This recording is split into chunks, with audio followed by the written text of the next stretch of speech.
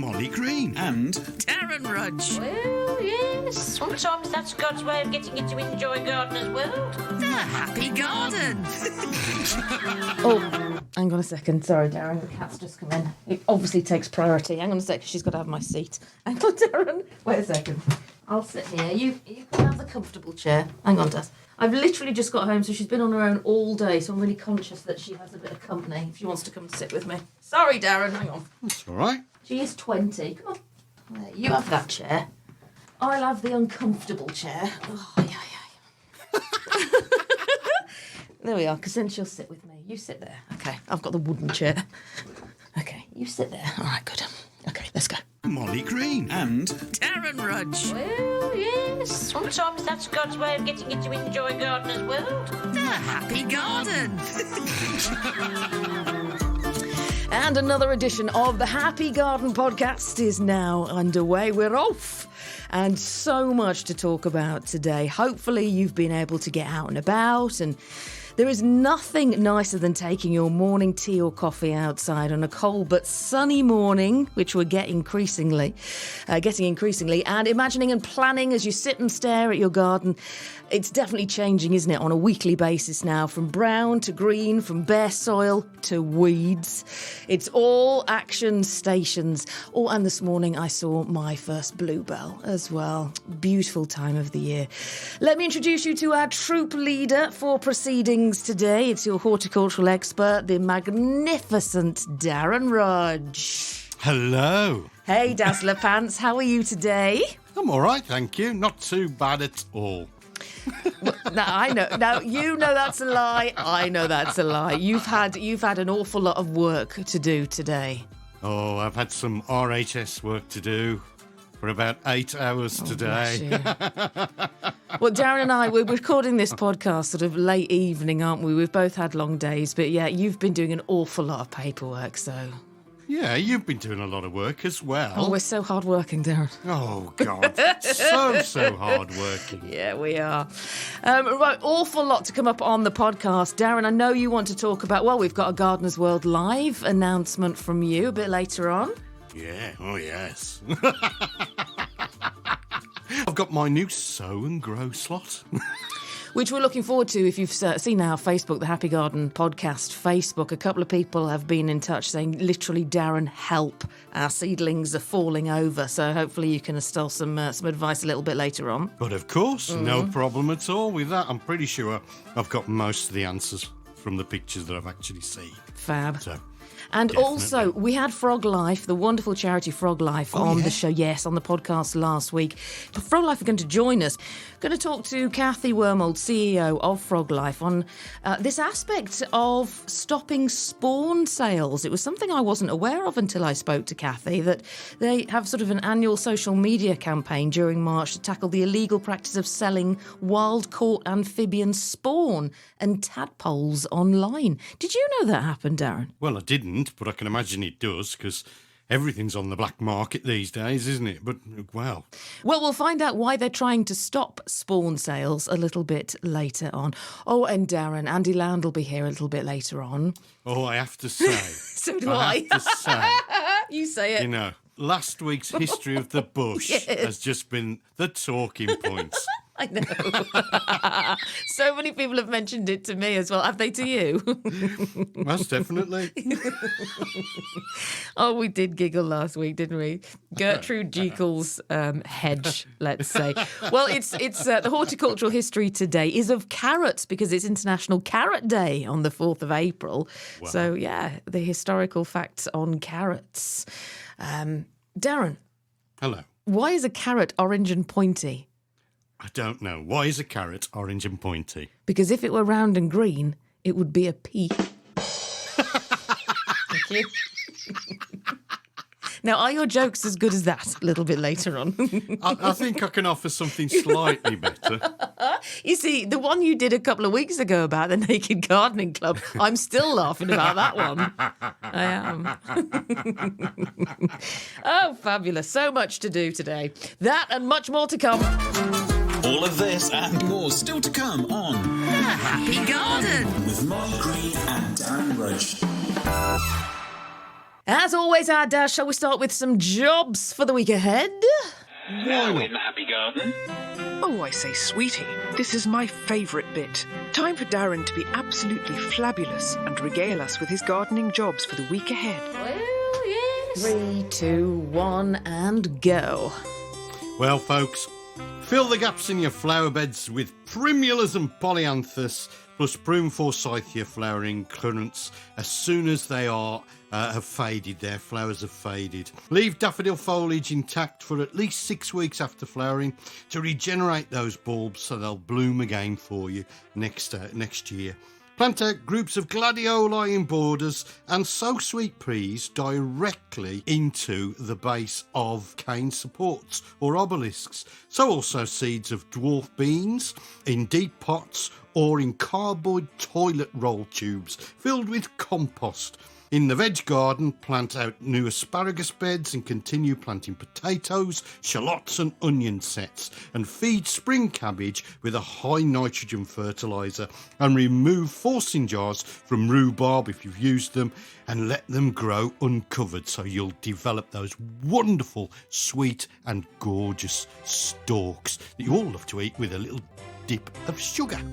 Nice. Thank you very much, Darren. We'll have some more jobs in a little while. Do you know what took a lot of my time this week? And you're going to find this ridiculous. What was that? You know my bare root roses that I got from David Austin, the 3 of them? Yeah. And you talked me through planting them and where to put them and what to put in the hole. Yeah. I couldn't find one of them this week. You couldn't find one of them? Yeah. Had it wandered off? No, the problem was, and I do worry about myself now I'm in my 40s, Darren, I couldn't for the life of me... Just a baby. do you think? What, in comparison? I'm joking. Yeah, that's what I mean. Oh, love you. I couldn't for the life of me remember where I'd planted it. You could put me in a semi-Nelson and done that with my head. I could not remember. I looked everywhere, every inch of the garden, couldn't find it. Did you find it? Yeah, it's yes, it was. Yes, I did. I found it yesterday, and my husband 1,000,000 times has said, "Is that it?" And I said no, but it turned out it was. I didn't realise I'd planted one in the front bed. Darren, isn't it worrying? And the thing is, when they're twigs, you know, it looks like everything else. But you thought about putting a label in?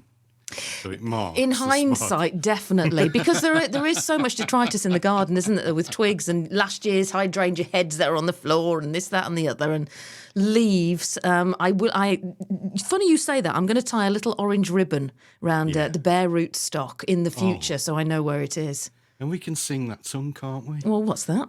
Tie an orange ribbon round Rosie's bare root rose. It's been 3 long years. Where the hell are you?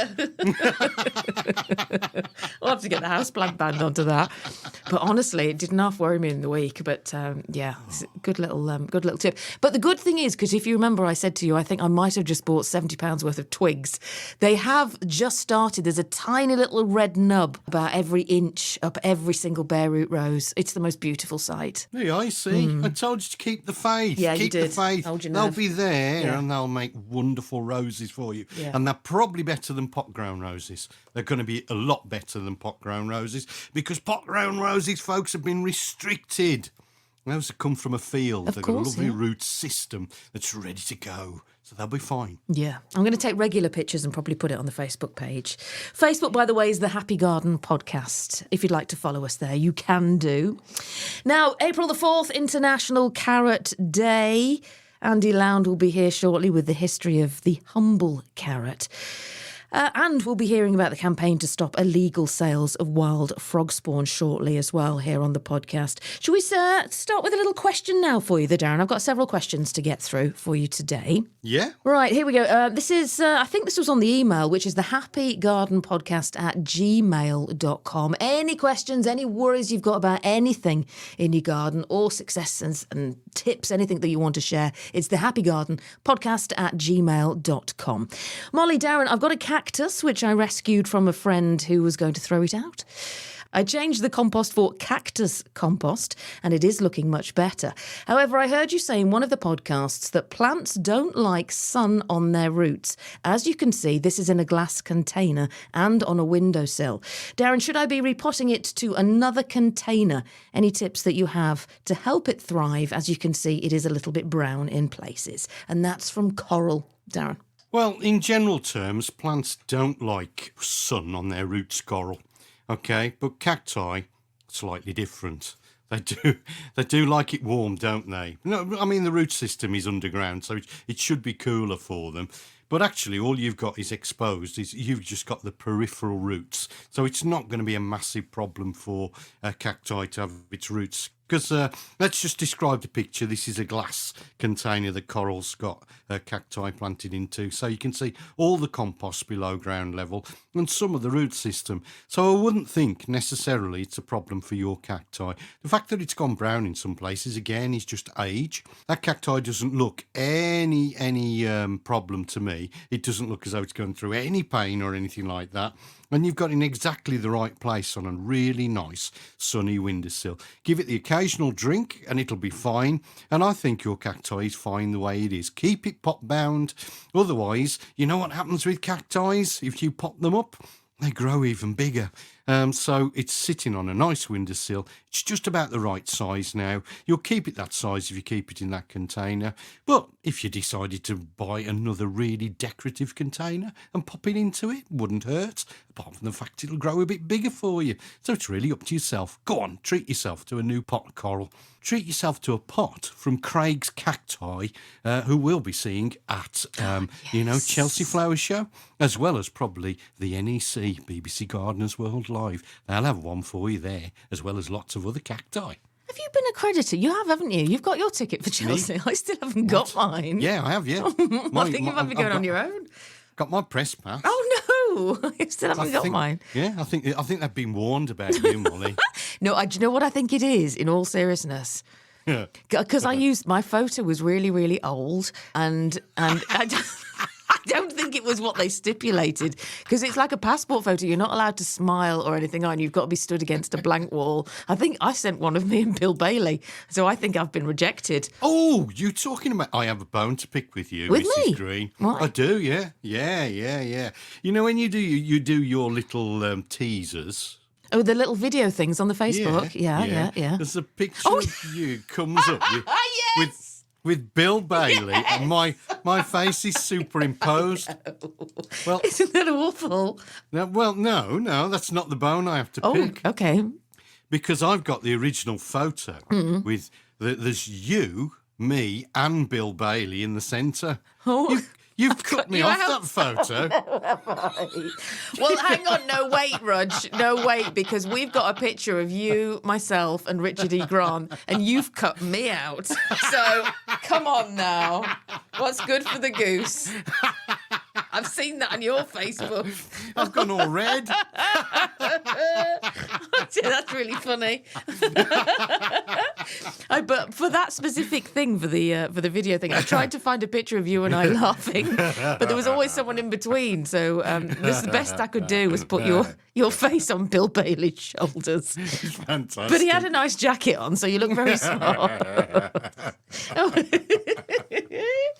Oh dear. Let's hope we manage to get there together this year. All right. Hopefully, yeah. Oh, how funny. Right, anyway, that's... when is Chelsea? May. That's for a couple of months. May, yeah. All right. Let's hope I get my pass. Right, let's talk Froglife again here on the Happy Garden podcast. So, Froglife run this annual campaign, #StopSpawn Sales, and it's a huge media campaign during the month of March. I know we're at the end of March, but it's still worth mentioning. They tackle the illegal practice of selling wild-caught amphibian spawn and tadpoles online. So Kathy Wormold, CEO of the charity Froglife, joined me again for a chat. Lots of people or lots of companies sell a spawn on websites. It is illegal to sell spawn that has been taken from the wild. It is not illegal to sell captured bred spawn. And the reason why we want to stop spawn sales is because the transferring of spawn from one habitat to another, research has found that it can cause the spread of diseases. And we're trying to keep amphibian disease at bay in the UK, and therefore it's best to just not buy spawn and rather let the amphibians arrive naturally. It is the best process that you can follow. And we really, really want companies to stop selling, particularly spawn taken from the wild. Kathy, I had literally no idea that this went on. Has this happened historically, selling spawn? Yeah, it's been going on for a long time. We contact some of the portals that host these companies and ask them to take it down. They're normally quite good. If you can get hold of the relevant person, they normally will take the content down if it's up there illegally, so if it's been taken from the wild. But it is something that has been going on for a long time. A lot of people also keep captive bred amphibians and reptiles. And as I say, that's not illegal to sell that spawn because it is captive bred, provided it's kept in captivity.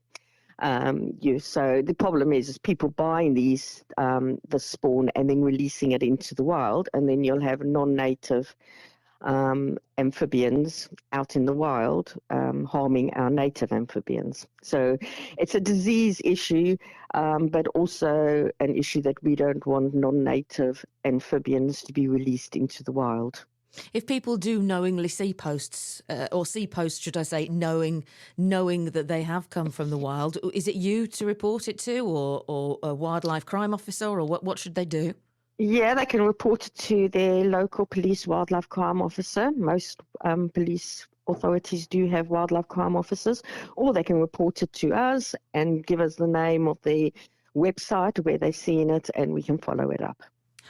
#Stop Spawn Sales. Thank you very much for explaining that. And thank you for becoming a friend of the Happy Garden podcast, Kathy. Okay, thank you very much, Mollie.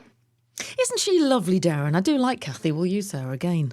But yeah, Darren, I think you and I and maybe a lot of people listening have been enlightened that even goes on. Yeah, I can't believe that. I mean, but if it's sellable, people will sell Well, it. of course. We shouldn't be surprised, really, should we? Yeah. Have you seen frogs and toads already as we come into April? Yeah, we got frogs at Winterbourne, and toads. They're definitely getting ready to produce. Yeah, if not already producing. So International frog news this week as well. Did you see about this 270 million year old fossil that was in global news, shedding light on the murky origins of amphibians? It's actually been named Kermit. Well, it's been named after Kermit, the world's most famous frog. Scientists have found this fossilised skull. It's strange, isn't it? They often find it not in the ground, but it was in the collection at the Smithsonian National Museum of Natural History. Been there for years. No one's even looked in that drawer. Anyway, they've just come across it, and it's been named Kermitops gratus because it does look like Kermit. And it's a chunk in the jigsaw of amphibians. Apparently this fossil was part of a group of relatives of amphibians that lived for more than 200 million years, totally unique, and early fossil records are largely fragmentary, which makes it hard to know how frogs have evolved. But this is a really big piece in the puzzle. What was it called? Kermitops gratus. I think that's smashing. Kermitops. Yes, because it looks like Kermit. I thought something. I mean, for generations now, that's going to be called Kermitops. I like it. That's accessible to the general public, though, calling it Kermitops gratus. Anyway, Kathy, thank you very much for joining us. Darren, at this juncture, we've got to welcome a few new podcast listeners. Oh, yeah. Iran this week. Yes. Big in Iran. Yeah, well. Well, I say big. How many?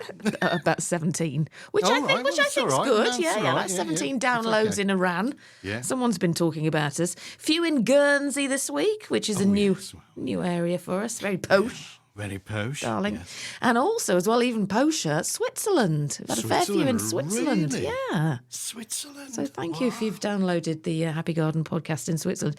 However, there'll be a lot of people, I would imagine, taking us away that have gone away for the Easter break, perhaps with their families who want a little bit of home when they're away. So they're listening to us all over the world. Hi to you if you're away at the moment. Happy Easter. Yeah, happy Easter, folks, and thanks for carrying us with you. Yeah, absolutely. Take us wherever you go. And hello to No Gallbladder Mark, who's a big fan.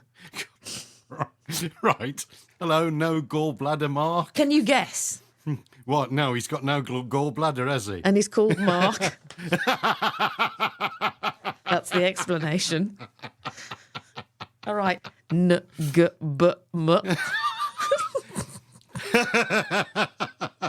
You don't want to know my nickname then. Oh, I don't know. Darren? Oh, It's dear. why I limp. Sorry. Oh, God, that reminds me. Darren, the reaction that I've had this week, not only on the historical histories of the bush from last week, I've had equal comment on your, and I don't advocate this, and neither does the Happy Garden podcast, on Darren putting imac up his nose on a matchstick. There's been a lot of reaction to that. It's an experience. Let's be like that. No, not one we wish anybody to repeat. It was something Darren did in his youth. Right, what are we doing now? So what sheet are we? I don't know. You've got the sheets. There's a lot of sheets today. You haven't sent me the sheets this I know, week. I forgot. I've been working today. Oh. I've only just got home. For everybody listening, it's pitch black outside. It's not like us to be recording at 8 o'clock at night, is it? It's my bedtime. No. Yeah, it's your bedtime. I haven't eaten yet. Oh. So no, don't worry. I've got a V&T. All I require. V&T. Yep. Vodka and tonic. That's the one, my darling. It's been a long day. Right, sheet 1 we've done. Have we done 2? Yes, we have. Wow. Yep, and we've done 3. Oh, my God, we can't be halfway through already. Oh, it looks like we are. We're on sheet 4. Right, what's next? Don't drop sheet floor on the floor. Because you'll have sheet on the floor. No.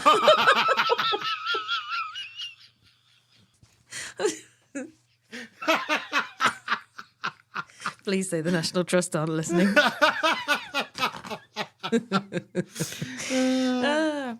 No, really, where are we? Money saving tips coming up in a bit, it says here. that So, right? yeah, we'll Is do that that right? very, very shortly. Well, one thing to mention. Oh, God. I don't even know what I'm laughing at. Neither do I. It's just funny. I know.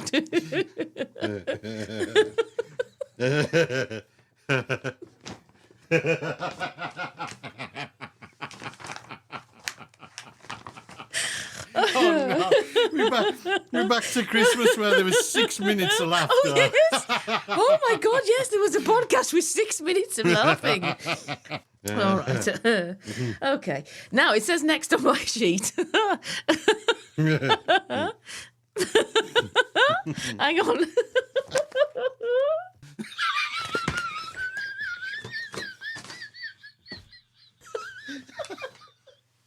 All right. Professional now. Yeah. We were well in the charts this week. So. We did really well in the podcast charts this week. Really, really well. It's quality recording, that's what it is. Quality production. Okay. Okay. Oh, dear. Right, let's get on to Heather on Facebook. Now, this is a really interesting one, actually, because did you see I'd put on the Facebook this week about the bargains that I got? Yeah? Really brilliant bargains, really brilliant bargains. I always go and have a look at the reduced section. First thing I do when I get to any nursery or garden centre, go and look at the hospital. And generally, they literally need a tidy up and a bit of water and they're fine. Now, I'd put that on. And Heather said, not sure how far you are from Dobbies in Shenston, Mollie, but they're now on Too Good To Go. So you can either get house or outside plants, 30 quid's worth for a tenner.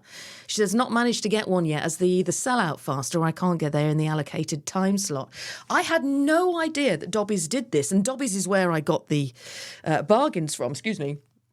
But I knew that they did food from like the cafes and this, that and the other for Too Good To Go. Didn't know they did plants. I have had a Google and can't find anything about it, but it's what Heather recommends. Yeah, well, Dobbies in Shenston, isn't it, eh? Oh, is it? Yeah, it's only just round the corner. Oh. Well, it's a bit more than round the corner, but it's only about 20 minutes away. Oh, right. Go and have a I might look. go and have a nip down, Heather. Yeah, go and have a nose around and see what you can find. And definitely worth... I got some marguerites, as you probably saw on the Facebook page, that were, I think they were 17 or 18 quid for £3. I don't know what's wrong with them. They're a little bit floppy right in the centre and a little bit of botrytis. What do you call it? Botrytis. Yeah, that. Right in the centre, and I've picked sort of the mouldy bits out. Yeah. I don't know whether that's because they got too wet, they were selling them off. Would that be the case? Yeah, definitely. They've either been too wet or... Left outside. Kept in damp conditions, yeah. Will they come grey back? mould is. Yeah, they should do, yeah. I mean, grey mould, we're going to talk about this when I do my sow and grow slot. But grey mould can be devastating, which is botrytis, which is can be totally and utterly devastating. So it might be why they've sold them on. You don't want to put them anywhere near your greenhouse, by the way. Oh, Molly. Guess where they are? Because you get an attack of grey mould in there and it'll go through your glass house. Oh, do the spores go in the air? Yeah. Oh, okay. I'll get those out first thing in the morning. Okay. I might send you a picture, actually, of some of the bits and bobs just to ask for some advice as to why you think they're in the reduced section. But it's still worth having a look, though, wherever you go. It's a good money-saving tip, yeah. Darren. Hello. What's orange and sounds like a parrot? I don't know. What's orange and sounds like a parrot? A carrot. How many jokes have you got today? What's brown and sticky? I used that on the BBC the other day. I did. A stick. Are you joining me this week, by the way? Yeah. Have they booked you? The producer phoned me this morning. Good. And he booked me for half an hour, he says. What? He said for half an hour. Oh, that must mean, by the way, dear pod listener, it's only cover because I lost my job back in September, but... Yeah, I want me rose back. All my leaving gifts. All your leaving presents. I've never had so much work since I left. You've done more work than you used to do. I did the breakfast show the last couple of weeks. Unbelievable. So I'm just covering people now on local BBC. It's BBC Radio Dublin in Brum.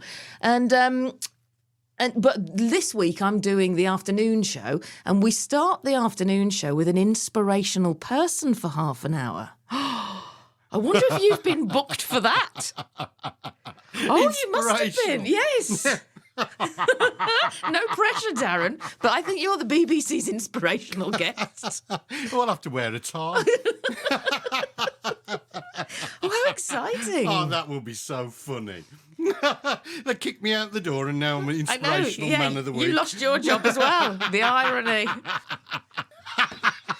Well, this pod goes out on Thursday, so if anyone wants to listen on BBC Sounds, then I think Darren's on Thursday at 2:00 on BBC WM. Thursday at 2. I think. I'll give you some words of inspiration first. Not if you want to work again, you won't.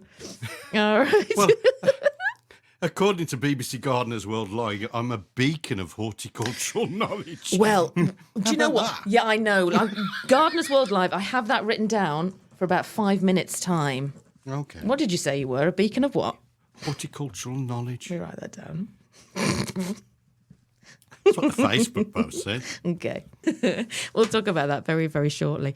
Let's, though, before the adverts are upon us, let's do Andy Lound. Amaze and astound with Andy Lound. He certainly amazed and astounded us last week.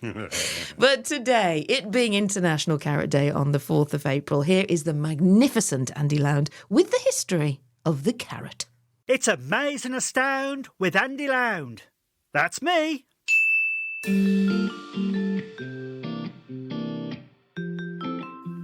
Hello, Mollie and Darren. Today I will be telling you about the potted history of carrots. Carrots are the nation's favourite vegetable. 75% of Britons say they eat carrots regularly, and we crunch our way through more than 10 billion carrots each year. The British carrot is available all year round and is a vegetable we all know and love, but it wasn't always so readily available. In years gone by, the carrot was considered positively exotic. It is thought that the carrot first came from Afghanistan sometime around the 7th century CE, when they were originally purple. Carrots were known to the Greeks and the Romans. In fact, the Greeks called the carrot philtron and used it as a love medicine, making men more ardent and women more yielding. The Roman Emperor Caligula, believing these stories, forced the whole Roman Senate to eat carrots so he could see them in rut like wild beasts. India, China and Japan had established carrots as a good crop by the 13th century. In Europe, however, they were not well known until well into the Middle Ages. At that time, doctors prescribed them for everything from sexual maladies to snakebite. The orange carrot is thought to have originated in 16th century Holland, where the original red, purple, black, yellow and white varieties were hybridised to today's bright orange, with its potent dose of beta-carotene. Some claim that the Dutch created the orange carrots to honour the Dutch flag at the time of William of Orange, but other authorities argue these claims lack convincing evidence, and it is possible that the orange carrot was favoured by Europeans because it does not brown the soups and stews as the purple carrot does, and therefore was much more attractive. Carrots moved to England during Elizabethan times. Some Elizabethans ate the roots as food, others used their feathery stalks to decorate their hair, their hats, their dresses and their coats. Carrots are extremely versatile, delicious either raw or cooked, and are an integral part of many recipes from around the globe. America is famous for mouth-watering carrot cake. In India, carrots are used to produce a delicious fudge-like dessert called halva. Carrots are also an important ingredient in many Jewish recipes, such as simis, a sweet stew which is usually orange in colour. And of course, carrots were on the menus of many of the hotels in Vichy, France, as part of the cure for overloaded digestive systems, from where the traditional recipe of carrots Vichy come from. The myth that carrots help one see in the dark was propaganda used by the Royal Air Force during the Second World War to explain why British pilots had improved night vision, which enabled them to have great successes in nighttime air battles. In reality, it was thanks to the newly adopted radar technology. The suggestion, though, led to German scientists setting up a research programme into carrots. A radio programme called The Kitchen Front encouraged people to grow, store and use carrots in various novel ways, including making carrot jam and Woolton pie. So there you have it. The best aphrodisiac is a good carrot, but it won't improve your eyesight. So, Mollie and Darren, more from the potting shed next time.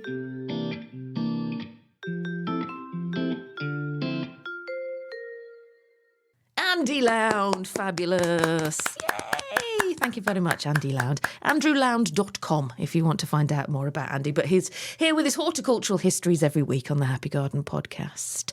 Now, we will have more advice on seedlings very, very shortly. Coral has sent a question about seedlings that seem to be dying off. Darren has got advice next, and also his comprehensive guide to seed sowing. After a few adverts, stay exactly where you are. We'll be back in just 2 ticks. Welcome back! Yay! Yay! Hurrah! Welcome back to part 2 of the Happy Garden podcast. And we will kick off, Darren, with your very prestigious news. Gardeners World Life were doing their social media about you this week. Come along, folks. Come and seek me out. Come and have a VIP tour. You know I do these, Mollie. The VIP tours. The VIP tours. So you can come in early before members of the general public are allowed in. We don't want them in, do we, when we're chatting? And I'll take you for about 45 minutes around the showground and show you inside the floral marquee, show you the stands that I like, and get out towards and look at beautiful borders, and then we'll look at the show gardens and introduce you to the famous show garden designers and all this sort of stuff, and take a really, really good look behind the scenes before they met members of the general public. Fab. So it's great. It is, fabulous. As much as I love it, it can be, especially at the weekend, it can be elbows at dawn. So to have a quiet tour with you as the expert, it sounds amazing. Oh, it's brilliant. And we have some fun. We have a laugh, tell a few dirty jokes. And, What? You know. Tell the joke that you said 2 weeks ago on the podcast about the Naked Gardening Club. I dare you. About how hard it is on the first day. But then you eased into it or something. I can't remember. It's very good. It was the way you realised what I'd said. And it was the way you said it. I thought you were going to fall off your chair. I wasn't expecting it from you. But yeah, so you're doing the VIP tours. You're also one of the experts, of course, as always. Yeah, so I'll be on stage and I'll be on my usual pedestal in the floral marquee offering advice. So you can come and have a one-to-one face-to-face chat with me, Mollie. Well. How about that? Yeah. What more could you want? It's all free. Well, you have to pay to get in. But Once you're in. bring your detritus as well. We love a bit of detritus. So if you need something identifying or you've got a bit of mank and you need to have somebody to look at that, then bring it in and we'll have a go and we'll see if we can tell you what your fungus is or, a bit of weed or whatever, Weed. Do you know, do you remember people used to send us bits of mank in a jiffy? Yeah. And once I was liberating some vine weevils outside of the radio station. Do you remember the record ran out? And Yeah. I was still outside with the vine weevils. Yeah, making sure they were okay. Yeah. Did I tell you the police were here the other day? No. Hang on, why was I going to tell you your this? What house? were we just talking about? Oh, you mentioned the word Weed. weed. Yeah, you mentioned the word weed, and I yeah. Oh, they finally sort you out, have they? No. They finally caught up with me. No, did I not tell you this on the pod the other day? No? Oh, you told us about all this equipment that you'd actually found. Oh, I did. This is the woman who lost her third bare-rooted rose and can't remember where she planted it. So I can't remember if I told you on the pod a couple of weeks ago about the policewoman in the greenhouse. No? Are you sure? I don't know if No. I did or not. No. So my husband found loads and loads. Basically, I'll cut a very long story short. He found the proceeds of a burglary, a local burglary. In hindsight, it turned out, we found out. I won't say too many details in case the perps are listening, the criminals. Don't want them to identify me. Anyway, 2 police came round to our house to come and collect what my husband had found, and it was all drying out in the greenhouse. So these police women came, blues and twos, in the car, pulled up in the police car and everything, came in. And I said, "It's in here, my lud," and led them into the greenhouse. Do you remember me saying on the pod a few weeks ago when listener Rupert joined us about collecting drugs paraphernalia that had been fly tipped? Yeah. Yeah. So you probably know where this is going. So in the corner of the greenhouse, there was a lot of drug paraphernalia that we got out of the hedge. Sort of like old cannabis plants in those big, 20-litre felt bags. No, they're all stacked up in the corner of the greenhouse. And so these 2 policewomen came in and I'm giving them the proceeds of this burglary.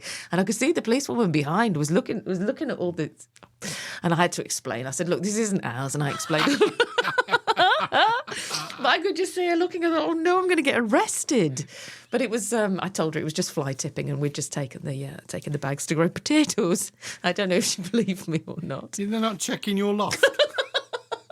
They didn't, as it went. I think I have a very honest face. And that's as far as it went. I tell you what, they're watching you. Do you think I've got a marker on me now? Yeah, definitely. That helicopter that keeps flying past? Over the greenhouse. It's not going to the airport, Oh Mollie. dear, all right. Anyway, right, let's press on. Let's press on with another question for you, Darren. So this was from Coral from a little bit earlier on. Can you also please ask Darren about these very sad-looking viola seeds? I had a fairly good germination and I've had them on the floor by my patio door. They have now started drying off, but they are watered from below in a tray, not left to stand in water, so I'm not sure that they are waterlogged, but they're quite moist. I don't know if they're getting too hot. I'm not sure what to do with the remaining few, as I have a lot of other seeds coming through in trays next to them, and I'm worried about losing them too. And that's from Coral. And we have put the picture of Coral's seed tray on the Facebook page, the Happy Garden Podcast Facebook page. There's 2 or 3 erect and the rest have fainted. So over to you, Darren. Is it too late, and what might she have done wrong? Well, you see, my sow and grow slot, Mollie. Which is coming soon. This is what I was going to discuss. I was going to discuss basically what's happening here. So, do you want to do that? Do you want to do it now? And then we can please. combine that with Coral's question. Yeah, definitely, yeah. All right. Because it's right of the moment. Okay, of the moment. It's of the moment. I was just trying to find the houseplant band, the radio edit, not the long one from last week. Okay. All right, hang on. Stay there. Charlotte, do you need to come in and get some underpants? Who's that? Is that? Oh, don't embarrass your daughter on the podcast. Pardon? Oh, look, she won't speak now. You can come in now. Say hello to her for me. Mollie says hello. Hello. All right, chickadee. Darren, the world doesn't need to... What? There's people listening in Iran.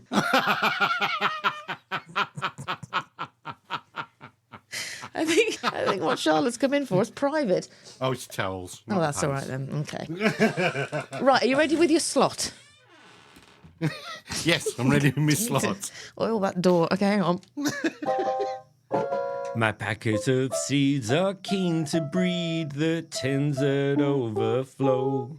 But what I need is advice to heed. There's so much I don't know. Tell me what to plant on Mondays. Tell me what to sow on Sundays. Tell me when would be a good day so they shoot up and don't die down. Pitiful. Pitiful. All right then. It's brilliant. Handing over to you for Darren Rudge's sewing slot. Well, at the moment, what are people doing? What are you doing out there? And Coral, this is exactly what you're doing. You're sowing seeds, folks. It's seed sowing season. God, that was blooming syncopathic, wasn't it? It was what? If that's a word. Alliteration. Yeah, alliteration. No, I prefer syncopathic. I made up a new word. I love it. But these are the things that people do slightly wrong. And this is why, Coral, you're having problems. 110%. So, first of all, when you're sowing seeds, folks, think about sowing density, especially for medium-sized seeds. These are the seeds that you can just about pick up and you sprinkle across the top surface. So things like your violas, coral, tagetes, those sorts of things. Many bedding plants, as well as onion seeds, those sorts of things. What you need to do is you need to get just a thin density, because once these actually germinate, what will actually happen, folks, is they'll germinate together, and then you've got a cluster of what you might think is really good germination. But what's happening next is they can't breathe. Air can't get between them, and fungal disease starts to strike. Because remember, fungal disease loves wet, damp, humid and congested conditions. So that's the first thing to bear in mind. Think about sowing density, and if you have to sow 2 trays rather than the 1, then sow 2 trays, folks. It'll give you a lot better results. So secondly, the second thing to consider when you're sowing seeds is watering. We're always too kind to our plants and try to water too often, even if they're watered from below, Coral. Don't water them so often. Once you sow your tray, leave it alone, okay? It doesn't need to be watered again. So what's happened here then, folks, is basically the tray has been watered too often. Water sits on the surface of the compost. The sowing density is too thick. And when the seeds germinate through, what's happening is water is sitting right at the base of the seedling stem as it enters the compost. And it basically rots them off, and it's called damping off, and exactly the word is there, damping. It's too damp for them. Fungal disease strikes, so they just literally flop over, and everybody can basically associate with that is that your seeds look fabulous 1 minute, and then you turn your back and you turn around and they've suddenly gone, haven't they? And that picture of your violas, Coral, is exactly that. So stop watering, leave them alone, let them germinate through. Then the third thing to consider is heat. Most seedlings at this time of year will need a minimum heat of about 18 degrees. As soon as they've germinated, take them out of that heat, okay? Whether they're on a sunny windowsill or in a propagation case that's actually thermostatically controlled. Take them out of the heat. It'll slow them down. It stops them from being leggy. Take them away from the light. It stops them from being drawn. If you've got your sowing density right, then you can leave them for a couple of days. But as soon as you can handle them, you need to prick them out. Now, pricking out is a process by which you give your seedlings that extra space. So you either prick them out into a module or into a little pot. Now, remember, when you're pricking out, you're handling the cotyledons, which are the seed leaves. Do not touch the stem at all. Some people use tweezers to actually do this, folks, because if you touch that stem, you're going to bruise it and it will die. So prick them out, get your plant label underneath the root system, just gradually edge it out of that compost. You're holding the seed leaves with another hand. Make a hole in your container or your module where you're going to transfer it to, and then transfer it one per pot or one per module, and you've given it that extra room. So those are the secrets of success to get your seeds to come through, to germinate, and then to grow them on, folks. Remember, don't water too often, otherwise they will damp off. Get your sowing density right. When once they've germinated, as soon as they've germinated, take them out of the heat, take them away from direct light, and then prick them out as soon as you can handle them using the cotyledons or the seed leaves, and give them that additional space. And that's the way you will get your seeds to germinate and to safely establish. And then you'll have a wonderful time growing all sorts of things. There you go. That's lovely. We must have, and I don't think I'm exaggerating, 200 or 300 seedlings going in the greenhouse at the moment. I don't know where we're going to put everything. Yeah, it's quite often a problem, isn't it? Yeah. You just gung put 'em ho. in Yeah, sowing everything. and go. Yeah. But you know what I can't find this year? My that? my actual seed box. My husband's got his. We've got our own seed boxes. And I know I've got hundreds of seed packets somewhere. You've given me most of them. Out-of-date ones. Yeah. So I know they're from you. But I can't find them everywhere. Anywhere. But, no. Which reminds me, I still haven't sent you those beans, have I? The 40-year-old beans. No? No. No? No. They're over there. I can see them. I must send you those beans. Boot sale, about 49p, I think they were, from 1984. So Darren's going to plant half, I'm going to plant half. Well, your students are going to do them, I think. I was over your way the other week as well, doing a garden tour. Ah, you could have picked them up. I could have picked them up, couldn't I? Yes. You could have thrown them at me. No, I will stick them in a jiffy and pop them over to you, because time's ticking on, isn't it? Yeah. Time is ticking on. Still not too late, though. Thank you for that. No, absolutely not. I think it says May on the packet anyway, so we should be fine. But Darren, that's brilliant. We're probably going to do your sowing slot for what, a couple of weeks more, 2, 3, 4 weeks more? Yeah. All throughout the summer, yeah. If demand demands. Now, we've still got Darren's money-saving tips to come very, very shortly. Horticultural news this week, Kermitoid, or whatever it was called, aside, the fossilised frog. Himalayan balsam has been in the news globally this week. And I know, Darren, you say this has been around for a while. It sort of rears its head every year. Experts warning people not to touch this plant, which is spreading across the UK. This Himalayan balsam, known as a dangerous species because of its unusual seeds. Each plant can produce more than 2,500 seeds, which can stay alive for up to 3 years. And when touched, the seed pods explode to send them flying up 7 metres in an effort to create more plants, which of course cause huge problems for the landowners. It's called touch me not balsam in some parts. This isn't as bad as Japanese knotweed, but it's not far behind, is it, Darren? No, not at all. And as I said, for generations we've known about it. And, just taking the dog for a walk, you can carry it. And like you said, it's just explosive. You touch the seed pods and they just go bang. And that's the way it basically propagates itself. It carries on your clothes. It'll get into the dog's fur. And even the explosion carries for a fair distance, to be honest. And the seeds can carry on wind. So they're actually designed to be aerodynamic. So they can actually be carried away. And birds will take them as well. So there you go. Very, very clever. Nature, very, very clever, but one to watch out for. Right, we've got a question on magnolias for you next. Do you want to do your money-saving tips now, our Dazzler Pants? Oh, yes. Yes. Now, live on the Happy Garden podcast, it's time for Darren's money-saving tips. Go, man, go! So, Here's an unusual one for you, folks. How many times has it happened that you want to put flowers on that side of the house, but there's no soil, or it's not fertile enough?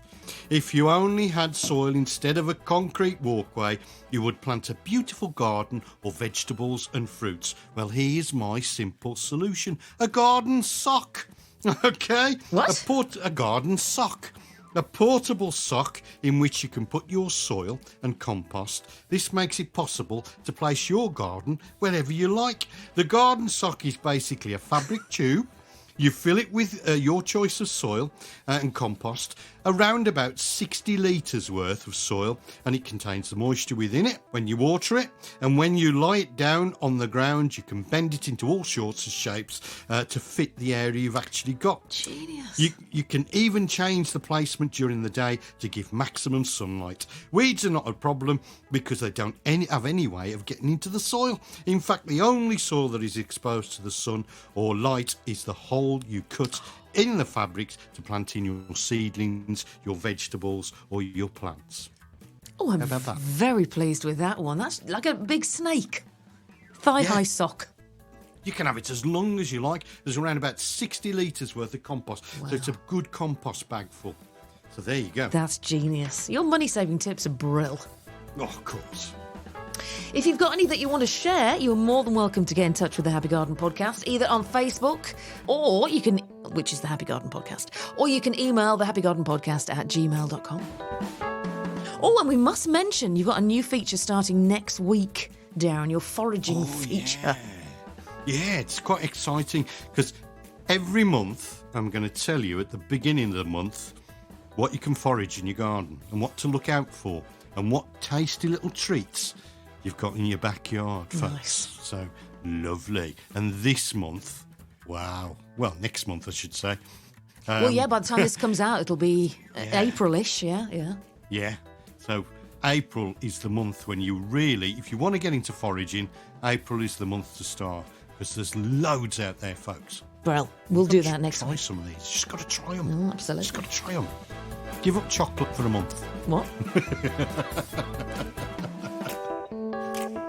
Well, yeah. Darren's money-saving tips. Not sure about that latter advice there, Darren. Right, we're on sheet 6, so we're nearly done. Sheet 6? With 6 sheets to the wind. I suppose. Well, we've only got your jokes jobs, and then it says at the bottom of my sheet, the flipping end. So that's on the horizon. But we have one more question from Marlene. And this is a really, really interesting one. And I've thought this myself, actually, across the last couple of weeks driving around, talking about magnolias, which are just stunning this time of year when you get the blue skies. But Marlene says, Mollie, Darren, well, firstly, Darren, I laughed until I cried last week listening to your antics with Imac. For anyone that didn't hear it, it's well worth going back and listening to last week's podcast.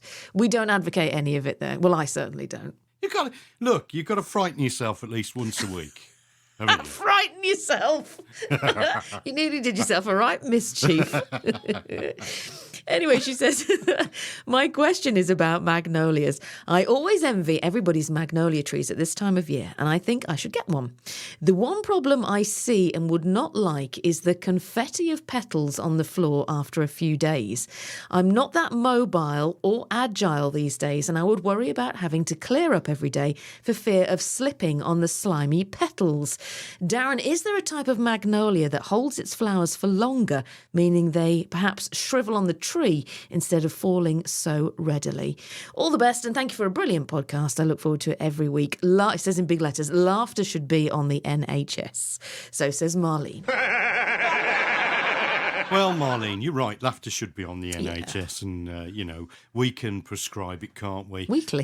Just listen to us. Yeah, exactly. And that's Mollie got there before me, didn't she? Mollie. So the thing is, Marlene, I think what you're talking about is the large cupped magnolias. They're called Magnolia soulangiana. That's what they are. And they do cause a little bit of a mess, don't they? But if you want a smaller type magnolia with smaller flowers, it will still cause a little bit of a mess. Bless you. Excuse me. If you want a smaller flowered magnolia, then it's a smaller tree. It will hold onto its petal more. and it won't cause so much of a mess, but the star magnolia is the one to go for. It's called Magnolia stellata. That's the one to go for. It will still lose its petals, so there's no way in the world that we can stop it from doing that. They're brilliant white or cream, but they've not got those big cups that you normally associate with magnolias. But at this time of year, is absolutely stunning plant to have. So go and look for a star magnolia, Magnolia stellata, and buy yourself one of those. And I promise you won't be disappointed. Okay, brilliant. We bought one last week, actually. Strange you said that. Yes. There you go. Lovely. Thank you, Mollie, and let us know. Let us know if you follow the advice and what plant that you do get. And thank you very much for getting in touch. Darren, jobs and jokes left. How hard are you feeling? What? How confident are you that you're going to make us laugh? Well, Eh? I've got 6 jokes. One includes Monty Don, so, okay. got to be a laugh, hasn't it, with Monty Don in? Because he's a laugh a minute, isn't he? He's on this podcast. Oh, right, at his expense, God love him. Right, are you ready? Yeah. Now in the Happy Garden. It's about time for some Alan Titters. Brace yourself for your gardening jokes of the week from Darren Rudge. Come on then, Dazzler, let's be having you. Mollie, Yeah. my neighbour had a garden party the other day where he cooked shooting star curry. Have you ever tried shooting star curry? Can't say as I have. It's a bit like asteroid curry, but a bit meteor. Oh, good. Yeah, Darren, I got that straight away. Good. Now, strangely enough, my neighbour's wife paints pictures in her garden of Moses. Hundreds of them, Mollie. She only does it for the profit. Oh, good. That's clever. Well, they're building, I'm telling you. Good, Darren. Whilst out playing a round of golf with my caddy the other day, he suddenly presented me with lunch. I'd only asked him for a sand wedge, Mollie. A sand wedge. A sand wedge. Yeah, good. I don't know what one of those is. I've never played golf. No, I tell a lie. I've done pitch and put. Anyway, go on. Right, I'm moving on. Yep. A man was advised to start gardening to deal with his paranoia, Mollie. Oh, yeah. He went to his local library to do some plant research, but couldn't find any books. When asking the librarian where there were, he was told, "They're behind you." That's good. I like that. Cruel, but good. Chatting to my neighbour over the garden fence. I seem to be chatting to my neighbour quite a lot over the garden. It must be spring. He said, "Don't you just hate those people that insistently bang on your door shouting, 'You need to be saved, otherwise you'll burn'?" Yes. Stupid firemen. Darren. And finally, Yes. Monty Don, did you know, was kidnapped by a group of mime artists. Dear God, no, I didn't. Reportedly, they did unspeakable things to him. Jeez. Mime artists? Unspeakable things? Oh, sorry, have you done the punchline already? Yeah. What? Hang on. What? You want me to do it again? Do it again. Oh, God. Sorry. Happens every week. Monty Don Yes. was kidnapped Yes. by a group of mime artists. Yes. Reportedly, they did unspeakable things to him. Yeah, no, that's good. God, Darren, it's hard work sometimes. No, that one was really good. Best, you saved the best. Is that it, by the way? Yeah, Well, you that's definitely it. saved the best That's till 6. last. That was good.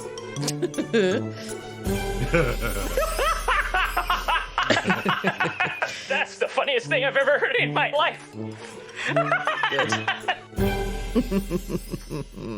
Not as good as Naked Gardeners. No, not as good. Well, you know. Oh, yeah. Right, well, Darren, that's nearly it. We're nearly allowed to go to God. bed. We've been ever so efficient tonight. We have, haven't we? The neighbour's banging on the window, though. Would you keep it down? It is late. We've never Telling me recorded to a podcast. Shut up laughing. We've never done one this late before.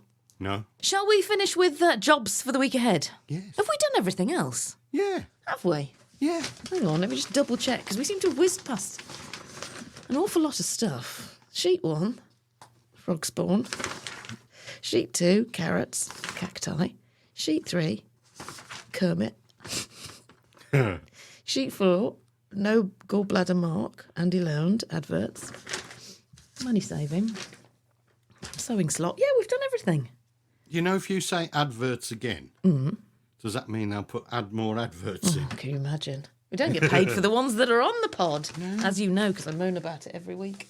Come on, Dixon's. Dixon's. Curries. I was going to say, I think it was curries last week. So, yeah, we still don't get paid. So if you fancy buying us a coffee, by the way, then the link to that is on our Facebook page. Never say no. It's only a £5. Mine's a decaf oat milk latte. Yeah. I'll have a similar. It's just a £5 and it supports us in what we do. Right, so we'll finish with some jobs for the week ahead, Darren. Now in the Happy Garden. Oh, I say, sweetie, this is my favourite bit. Time for Darren to be absolutely flabulous and regale us with his gardening jobs for the week ahead. Well, yes. 3, 2, 1, go, man.